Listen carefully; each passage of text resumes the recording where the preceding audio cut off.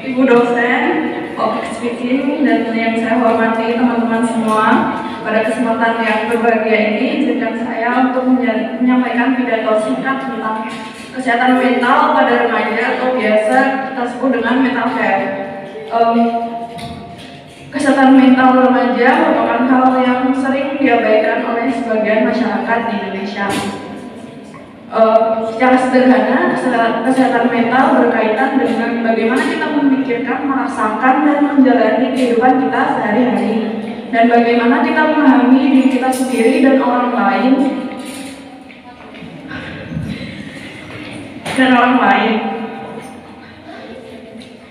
Kesehatan mental berkaitan dengan hubungan manusia dengan dirinya sendiri, sesama, atau bahkan dengan Tuhannya. Hubungan yang baik didasari dengan kecintaan kepada Tuhan dan sesama. Hubungan yang baik dengan Tuhan menghasilkan kebaikan-kebaikan yang tulus, sehingga kita tidak mengharapkan imbalan. Hubungan yang baik dengan sesama menciptakan kehidupan yang damai, dan rasa saling tolong-menolong menghiasi setiap perilaku dan tindakan. Kesehatan mental remaja merupakan isu yang menarik untuk diulik karena banyaknya ketidaksehatan mental. Kesehatan mental berakibat terganggunya kesehatan fisik. Jika kita menilik ke dalam rumah sakit jiwa, banyak pasien gangguan kesehatan mental itu bukan sakit atau otaknya rusak, melainkan karena jiwanya rapuh. Sebagai remaja, kita harusnya sadar betapa kesehatan mental itu penting bagi kehidupan kita sehari-hari. Remaja merupakan fase peralihan dari anak-anak menuju dewasa, sehingga banyak sekali perubahan, mulai dari perubahan fisik, emosional, hormonal, dan perilaku. Sehingga dengan transisi tersebut, kelompok usia remaja dinilai sebagai kelompok usia yang sehat. Namun, sebanyak 20% remaja mengalami gangguan kesehatan mental. Jenis gangguan kesehatan mental yang sering terjadi pada remaja yaitu depresi dan anxiety atau gangguan kecemasan. Sebesar 80% sampai 90% bunuh diri merupakan akibat dari depresi dan anxiety. Di Indonesia sendiri, bunuh diri merupakan peringkat kedua sebagai penyumbang kematian terbanyak di rentan usia 15 tahun sampai 29 tahun. Selain gangguan mental, depresi, dan anxiety, gangguan mental yang sering terjadi kepada remaja pada saat ini adalah gangguan perkembangan atau seperti eating disorder atau gangguan makan, psikosis atau gangguan di mana penderitanya tuh susah membedakan mana yang imajinasi dan mana yang realita, dan juga self harm atau tindakan melukai diri sendiri dengan sengaja. Terlepas dari stigma masyarakat, keberanian untuk terbuka dan berobat merupakan salah satu langkah yang tepat untuk mencegah kesehatan mental yang lebih serius. Jangan malu atau sungkan untuk bercerita kepada orang yang dipercaya seperti teman, orang tua, atau keluarga. Dan jika dapat saya sampaikan, semoga bermanfaat. Kurang lebih mohon maaf. Wassalamualaikum warahmatullahi wabarakatuh.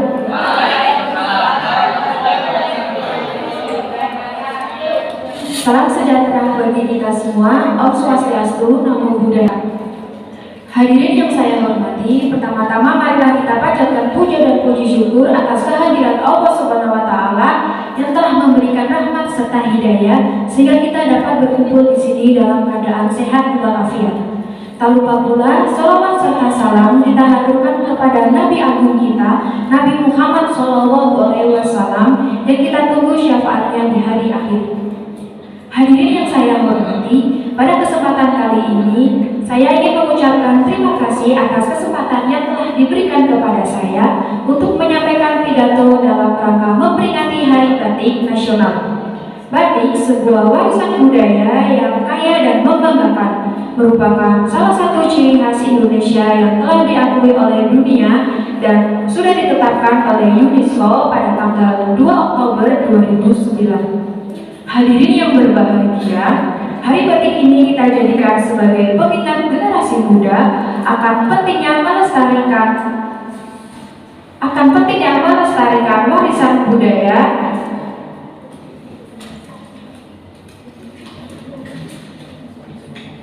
yang kala ini sedang diminati oleh negara luar.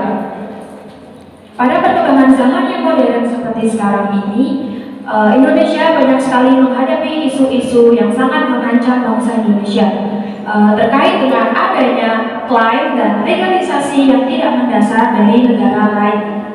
Batik Indonesia merupakan produk asli buatan tangan dari para pendahulu kita, dan dengan mudahnya negara lain ingin mengklaim dan merampas hasil budaya yang telah kita ciptakan dari dulu.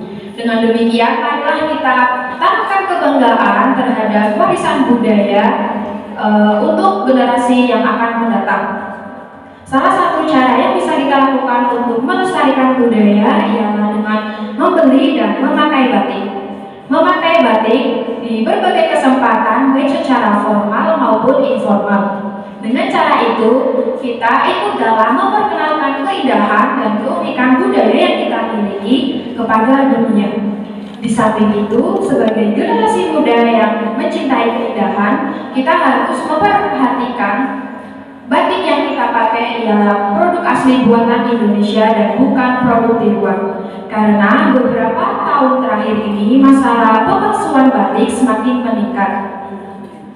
Maka dari itu, kita harus menggunakan batik asli untuk membantu dan mendorong para pengrajin batik dan memperbaiki citra batik Indonesia.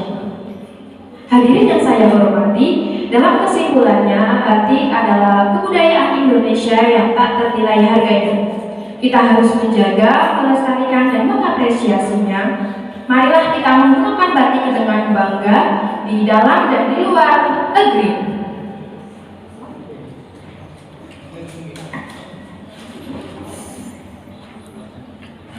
Saya yakin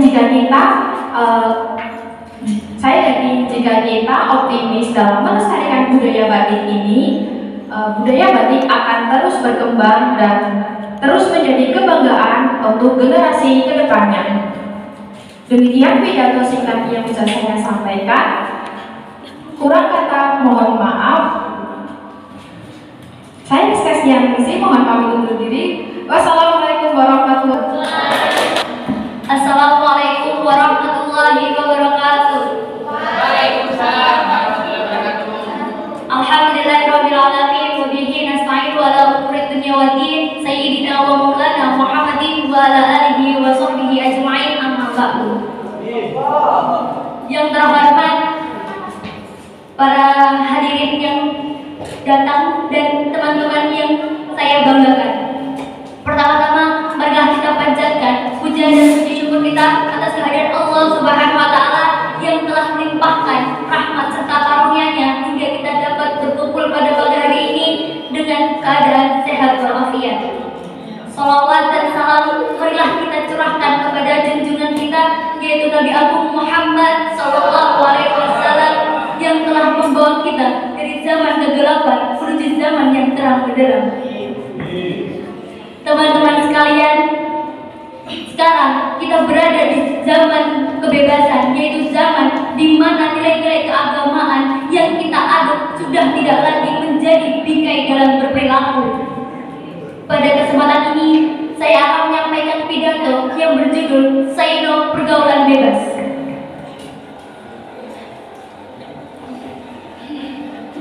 Bebas merupakan sesuatu yang marak terjadi pada saat ini di kalangan remaja. Semua menggunakan apapun tanpa memperdulikan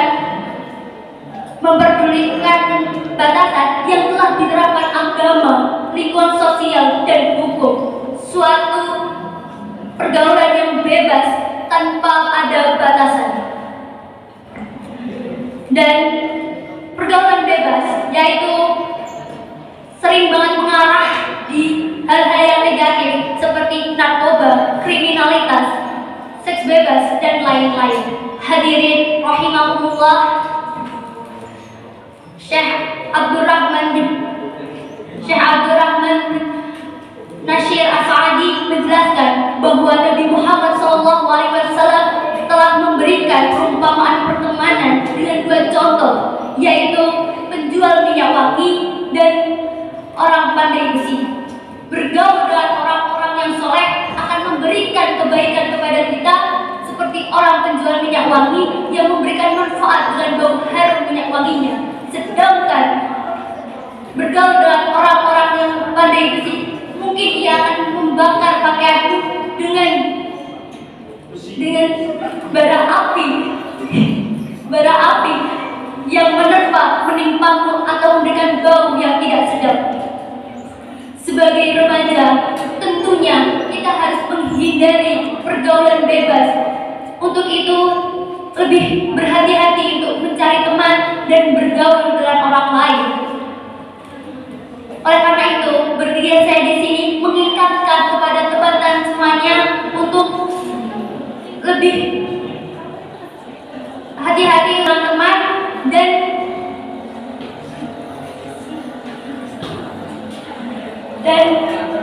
menghindari pergaulan bebas.